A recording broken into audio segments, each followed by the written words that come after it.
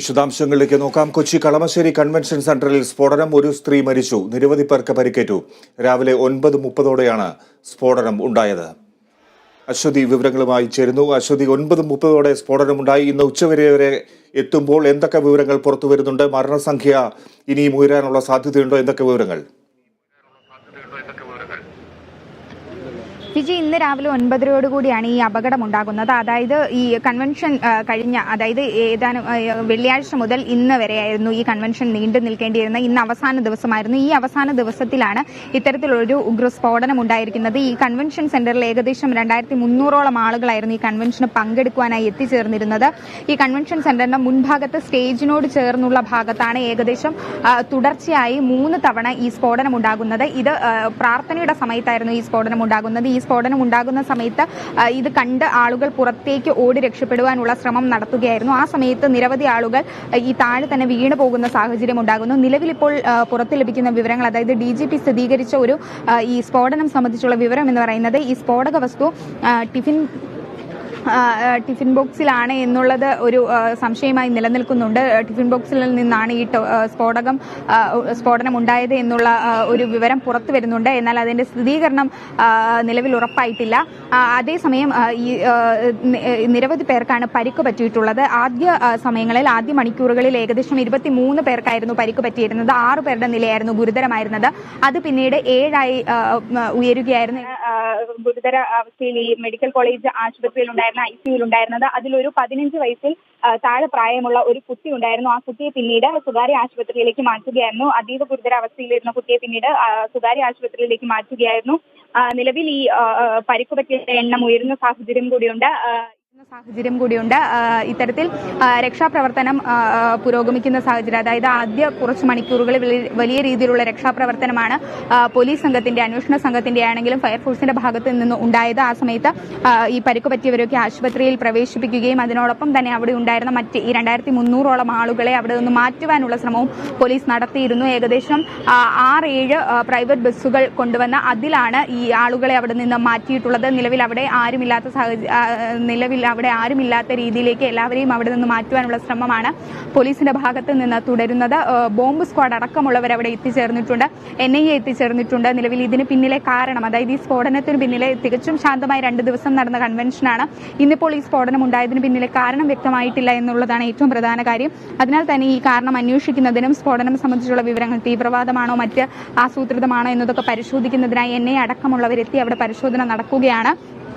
അതിനോടൊപ്പം ഈ നിലവിൽ കൂടുതൽ രാഷ്ട്രീയ നേതാക്കൾ, മന്ത്രിമാർ, MP-മാർ, MLA-മാർ അടക്കമുള്ളവർ ഈ അപകടം സംഭവിച്ച സ്ഥലം സന്ദർശിച്ച് സ്ഥിതിഗതികൾ മനസ്സിലാക്കിയതിനു ശേഷം ഈ മെഡിക്കൽ കോളേജിലേക്ക് എത്തി രോഗികളെ, അതായത് ചികിത്സയിൽ ഇരിക്കുന്നവരെ കൂടി കണ്ട് സ്ഥിതിഗതികൾ മനസ്സിലാക്കുന്ന സാഹചര്യമാണ് നിലവിലുള്ളത്.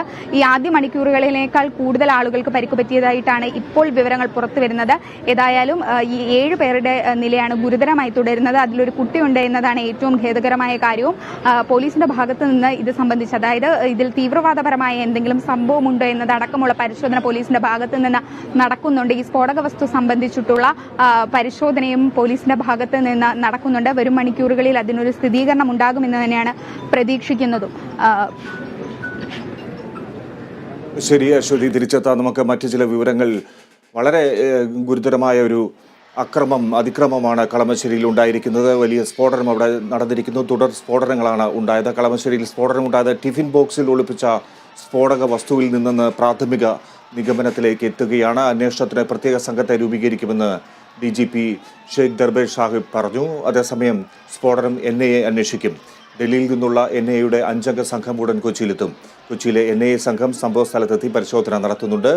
പ്രഹരശേഷി കുറഞ്ഞ സ്ഫോടനമാണ് നടന്നതെന്നാണ് പ്രാഥമിക നിഗമനം. സംഭവത്തിന്റെ പശ്ചാത്തലത്തിൽ കേന്ദ്ര ആഭ്യന്തരമന്ത്രി അമിത്ഷാ മുഖ്യമന്ത്രി പിണറായി വിജയനുമായി സംസാരിച്ചു. സംഭവത്തെ ഗൗരവമായാണ് കാണുന്നതെന്ന് അമിത്ഷാ പറഞ്ഞു. NIA-യോടും NSG-യോടും കൊച്ചിയിലെത്താൻ അമിത്ഷാ നിർദ്ദേശിച്ചു. വിവരങ്ങളുമായി D. ബിനോയ് ചേരുകയാണ്. ബിനോയ്, ഈ സ്ഫോടനം വളരെ ഗൗരവത്തോടെ കേന്ദ്ര സർക്കാരും കാണുകയാണ്. അന്വേഷണ ഏജൻസികൾ, NIA ഉൾപ്പെടെയുള്ള അന്വേഷണ ഏജൻസികൾ ഇതിനോടകം സംഭവ സ്ഥലത്ത് എത്തിയിട്ടുണ്ട്. എന്തൊക്കെയാണ് മറ്റു വിവരങ്ങൾ? അന്വേഷണം എങ്ങനെ പുരോഗമിക്കും? മിനിറ്റുകൾക്കുള്ളിൽ തന്നെ കേന്ദ്ര ആഭ്യന്തരമന്ത്രി സംസ്ഥാന മുഖ്യമന്ത്രിയുമായി ടെലിഫോണിലൂടെ ചർച്ച നടത്തി. അതിൽ നിന്നുള്ള പ്രാഥമിക വിവരങ്ങൾ ശേഖരിച്ച ശേഷമാണ് കൊച്ചിയിൽ നിന്നുള്ള NIA സംഘം ഈ സ്ഫോടനമുണ്ടായ കളമശ്ശേരിയിലെ കൺവെൻഷൻ സെന്ററിലെത്തിയത്. അവരുടെ പ്രാഥമിക നിഗമനം അപ്പോൾ തന്നെ ആഭ്യന്തര മന്ത്രാലയത്തിന് കൈമാറുകയും ചെയ്തു.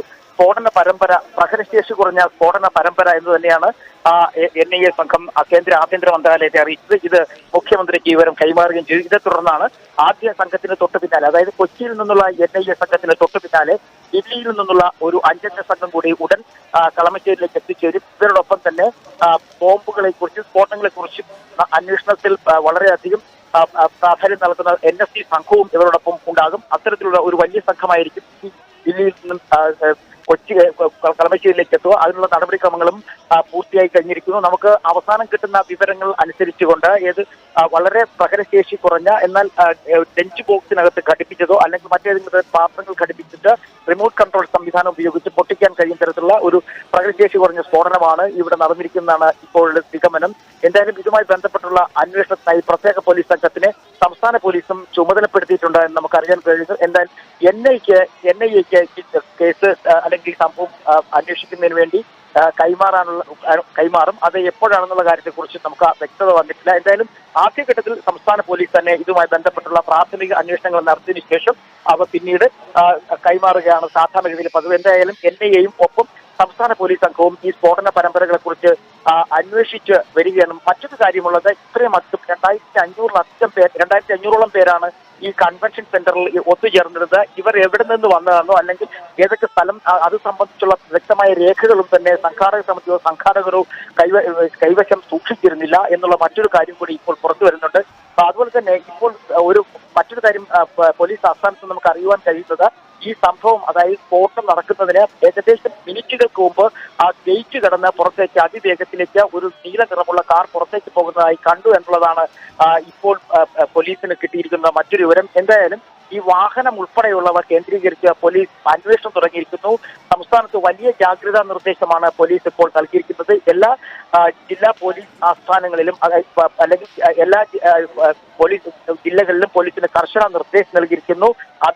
സംസ്ഥാനത്തിന്റെ അതിർത്തികളിൽ കർശന പരിശോധനയ്ക്ക് നിർദ്ദേശം നൽകിയിരിക്കുന്നു. ഒപ്പം അതിർത്തികളിൽ ജാഗ്രതാ നിർദ്ദേശം നൽകിയിരുന്നു. അത്തരത്തിൽ സംസ്ഥാനത്തെ മുഴുവൻ ഒരു ജാഗ്രതാ നിർദ്ദേശത്തിലേക്ക് മാറിക്കഴിഞ്ഞിരിക്കുന്നു. കാരണം ഇതൊരു സാധാരണ സംഭവമായി കേരള പോലീസ് തള്ളിക്കളയുന്നില്ല. വലിയ തരത്തിലുള്ള ഇത്രയധികം, അതായത് 3 സ്ഫോടനങ്ങൾ പ്രഹരശേഷി കുറഞ്ഞതാണെങ്കിലും ഒരിക്കൽ പോലും പ്രതീക്ഷിക്കാത്ത തരത്തിലുള്ള 3 സ്ഫോടനങ്ങളാണ് നടന്നിരിക്കുന്നത്. അതിനെ വളരെ ഗൗരവത്തോടെ തന്നെ സംസ്ഥാന പോലീസ് കാണുമ്പോൾ അത്രയധികം ഗൗരവത്തോടെ തന്നെ NIA സംഘവും കാണുന്നു. കൂടുതൽ അന്വേഷണ ഉദ്യോഗസ്ഥർ അല്പസമയത്തിനുള്ളിൽ തന്നെ കൊച്ചിയിലേക്ക് എത്തും. DGP തിരുവനന്തപുരത്ത് നിന്നും കൊച്ചിയിലേക്ക് തിരിച്ചു കഴിഞ്ഞിരിക്കുന്നു. ഇതുമായി ബന്ധപ്പെട്ട ഉന്നത പോലീസ് ഉദ്യോഗസ്ഥർ ഇപ്പോൾ നിലവിൽ കൊച്ചിയിലുണ്ട്. ഇത് കൂടാതെയാണ് NIA-യുടെ 5 സംഘം കൂടി വീണ്ടും ദില്ലിയിൽ നിന്നും കളമശ്ശേരിയിലേക്ക് എത്തുന്നത്. വിജി ബിനോയ്, ഇപ്പോൾ കമലേഷും ചേരുന്നു മറ്റു ചില വിവരങ്ങൾ പങ്കുവെക്കാൻ. കമലേഷ്, ആരോഗ്യമന്ത്രി വീണ ജോർജ് ഇക്കാര്യത്തിൽ